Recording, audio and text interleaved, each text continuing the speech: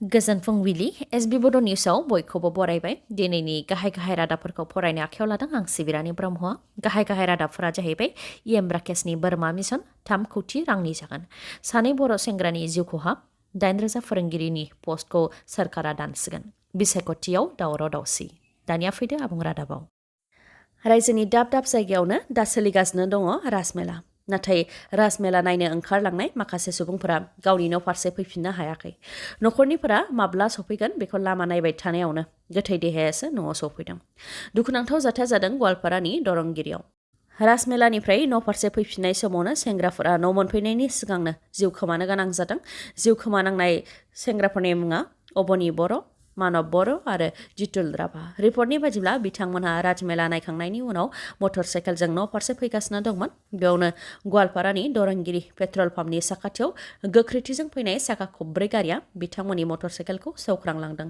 जायजों साथामनि मादाव सानैया जायगायावनो जिउ खोमानो गोनां जादों आरो गुबुन सासेया देहा फाहामसालियाव जोबथा हां लाहैदों खौरांनि बायदिब्ला अबनि बर'आ गवालपारानि धनुभाङानि गुलियानपारानि थागिबि मानब बर'आबो धनुभाङानिनो दुरामारिनि थागिबि आरो जितुल राभाया दुधनयनि बर'नि बिटा गामिनि थागिबि गुबुन मोनसे जाथायावबो राजमेलानिफ्राय फैफिनबाय थानाय समावनो सासे लाइमोन सेंग्राखौ बुथारदों बुथारजानायनि मुङा कालिं मयां 18 बोसोर बैसोनि धेमाजि जिल्लानि जनाइनि उदयपुराव हरनि 1 रिंगासोआव गाज्रि थैनाय हालोदाव बोखांनो हादों कालिं मयांनि गोथै देहाखौ जाथायखौ बुथारनायनि सन्देह खालामदों पुलिसा आरो गोथै देहाखौ पस्टमर्टेमनि थाखाय धेमाजि सिभिल हस्पिटालाव दैथायहरनाय जादों बुथारजानाय कालिं मयांगआ जनाइनिनो लिसां जुनियर कलेजनि फरायसामोन जायनाखि आसामनि दाब दाब जायगाफोराव दा राजमेला जागासिनो दं बेनिखायनो माखासे दुथांफोरा बेनि खाबु लानो हागौ बेनिखायनो मेलानिफ्राय न' फारसे फैफिननाय समाव सांग्रां थानाया गाहाम बिसायख'थि माने दुंहाव थासारि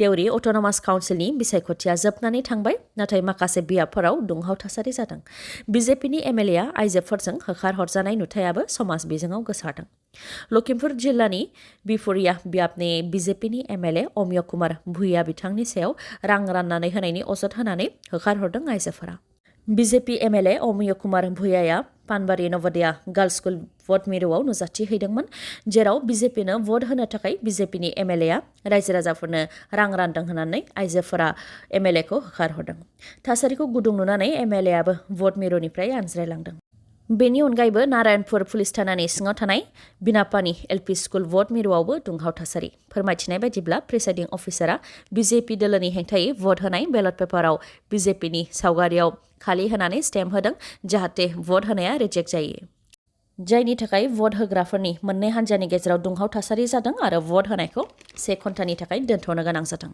उनाव थासारिखौ पुलिसा सामलायनो हादों जाय समाव बिजेपि सरकार डक्टर हेमन्त बिश्व शर्माया आइन बेरेखा खामानिनि हेंथायै राहा लानायनि खोथा बुंबोबाय थादों बे समाव प्रिसाइडिं अफिसारनि बेबायदि खामानिनि हेंथायै राहा लानांगौ होननानै दाबि खालामदों रायजो राजाफोरा नारायणपुरनि बरदेउरि बियाबनि सिङाव थानाय मरि दिख्रं ट्राइबेल एचएस स्कुल भट मिरुआवबो दुंहाव थासारि लांदां बेलट बक्स मोननायखौ लानानै दुंहाव थासारि फोरमायथिनाय बायदिब्ला मोननै लांदां बेलट बक्सखौ पुलिसफोरा गारियाव सोनानै लांदों लांदां बेलट बक्सखौ लांनायाव होबथानायाव आइजोफोरखौ पुलिसा आखाय होदों जायखौ सोंखारिदों ट्राइबेल आरो आइजोफोरा बे बियाबाव बिजेपि दोलोआ जेनगोनखौ मोनदांखानानैनो बिजेपि दोलोआ बे अंकखौ खालामदों होननानै अजद होदों रायजो राजाफ्रा लांदां बेलट बक्सखौ लांनानै पुलिसा गावसोरनि गोसो बायदि भटखौ होयोब्ला बेयो सुबुं खुंथायखौ हेव खालामनाय जागोन होननानैबो खुद्रिदों रायजो राजाफ्रा जोनोम जागोदान गोरलै गथ'खौ देहा फाहामसालियाव सोलाय सोल' खालामनायखौ लानानै दुंहाव थासारि सोलायनानै थैनाय गथ'खौ गथायनानै हरदों देहा फाहामसालिया बे जाथाया नगावनि भगेश्वरी पुकनानि सिभिल हस्पिटालनि सिङाव थानाय मेटारनिटि एन्ड चाइल्ड हेल्थ हस्पिटालाव जादों आफिया खातुन मुंनि आइजोनो गावनि फिसाखौ हरालासे थैनाय गथ'खौ गथायनानै हरदों आफिया खातुननि न'खरनिफ्रा फोरमायथिनाय बायदिब्ला आफिया खातुना फिसा जोनोम होखांनायनि उनाव गोरलै गथ'खौ अजन सुनो थाखाय देहा फाहामसालिनि मावथिफोरा लानानै थांदोंमोन बेयाव न'खरनिफोरा सोंनायाव हिन्जाव गथ'सा जोनोम जादों होननानै फोरमायथिलांदोंमोन देहा फाहामसालिनिफ्राय नाथाय माखासे समनि उनाव गथ'खौ थैबाय होननानै गथायफैदों बे लेखायै थैनाय गोरलै गथ'खौ लानानै न' फारसे गिदिंबोफिनबायमोन बिथांमोना नाथाय उनावसो नुफैदों थैनाय गोरलै गथ'आ हौवासा गथ'सो उनाव देहा फाहामसालिनिफ्रायनो फन हरनानै देहा फाहामसालिनिफ्राय जानाय गोरोन्थिनि बागै फोरमायथिहरदों आरो देहा फाहामसालिसिम फैनानै गथ'खौ सोलायफैफिननो थाखायबो खावलायहरदों देहा फाहामसालिनि बेबायदि सांग्रांथि गैयै आरो गावनि बिबानखौ मोजाङै मावैखौ लानानै सोंखारिदों जाथायजों भुगिनांनाय न'खरनिफोरा आसामखौ सोमावग्लुंनाय आसाम सोरखारनि गुबुन मोनसे थांखि रायजोआव 8,000 फोरोंगिरिनि रेगुलार भेकेन्ट पस्टखौ दाननो एबा फोजोबस्रांनो थांखि लादों आसाम सरकारा। आसाम सरकारनि डाइरेक्टरेट अफ स्कुल एडुकेशननि सिङाव 8,000 रेगुलार भेकेन्ट पस्टखौ फोजोबनो थाखाय आसाम सरकारनि सेक्रेटारिनिफ्राय एकाउन्टेन्ट जेनेरेलनो हरनाय लाइजामा गोसारदों। लाइजामनि बायदिब्ला एलपिनि 4,285 फोरोंगिरि रेगुलार भेकेन्ट पस्ट आरो इउपिनि 3,715 गासै 8,000 रेगुलार भेकेन्ट पस्टखौ फोजोबस्रांनो थाखाय आसाम सरकारा थांखि लादों। रायजोनि रांखावरिखौ बासायनो थाखाय एबा रैखा खालामनो थाखाय आरो एसएसएनि सिङाव मावनाय रायजोनि फोरोंगिरिफोरनि मुलाम्फाखौ बांहोनो थाखायनो बे थांखिखौ लादों होननानै लाइजामाव मख'दों। रायजोआव 8,000 रेगुलार भेकेन्ट पस्टखौ फोजोबस्रांनो थांखि लानायनि उनावनो बेनि हेंथायै गोबां दैदेनगिरिफ्रा गाव गावनि बिबुंथिखौ होफैदों। एबसुनि गाहाय दिपेन बर' बिथाङाबो आसाम सरकारनि बे थांखिनि हेंथायै खोथा बुंथिफैदों।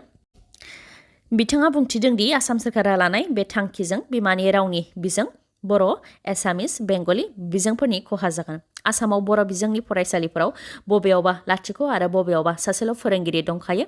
बिटिआरआवबो गोबां लांदां भेकेन्ट पस्ट दं, नाथाय आयेननि जेंना थानायनि थाखाय टेट पास जानाय बिजाथिफोरखौ थिसननाय जायाखै होननानै सरकारा बुंथियो, जायनि थाखाय सोलोंथाइ लानाय आरो सोलोंथाइ होनायाव जेबो मोजांसिन जायाखै आरो गोबां फरायसालिफोरानो फोरोंगिरि गैयैनि थाखाय थैलांनो गोनां जाबाय। बेबायदि थासारियाव आसाम सरकारा 8,000 रेगुलार भेकेन्ट पस्टखौ फोजोबस्राङोब्ला बर' बिजोङा जोबोद खहा जागोन होननानै फोरमायथियो दिपेन बर'आ।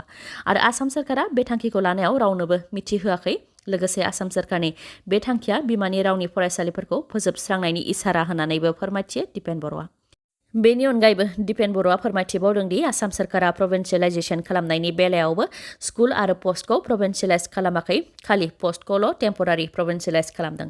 अदेबानि साख्रि मावनाय बिजाथिया थैब्लानो एबा आजिरा मोनब्लानो पस्टआ गावनो हारसिङैनो जोबस्रांलांगोन। बेनिखायनो आसाम सरकारनि बेफोर थांखिनि हेंथायै जोंनि सांग्रां आफादफोरजों लोगोसे दैदेनगिरिफोर आरो नखर बेंग्राफोराबो गसंनो नांगोन, जाहाथे आसाम सरकारा 8,000 फोरोंगिरि रेगुलार भेकेन्ट पस्टखौ फोजोबस्रांनो थांखि लानायखौ लानानै फिन नायबिजिरफिननानै गोदानै थांखि लायो होननानैबो बुंथियो दिपेन बर'आ।